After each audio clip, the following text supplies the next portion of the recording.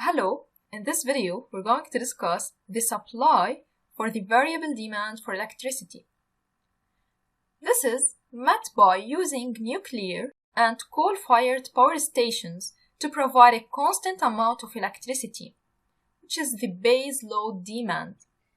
Recall that the nuclear power station is a thermal power station in which the heat source is a nuclear reactor. This heat is used to generate steam that drives a steam turbine connected to a generator that produces electricity. And regarding the coal-fired power station, is a thermal power station which burns coal to generate electricity. Also, by using gas-fired power stations and pumped storage schemes to meet daily variations in demand and extra demand in winter. Using renewable energy resources when demand is high and when the conditions for renewable energy generation are suitable, as we have discussed earlier.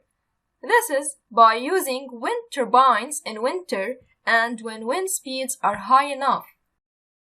Using solar energies on sunny days.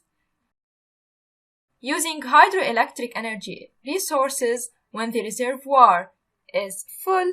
So this means that when demand is high and the renewable energy resources can provide a higher supply due to the suitable conditions for their functioning, then we can use them.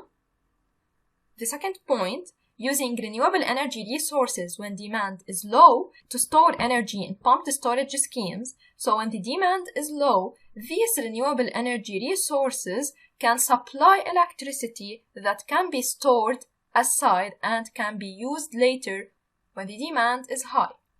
That's all. Thanks for watching.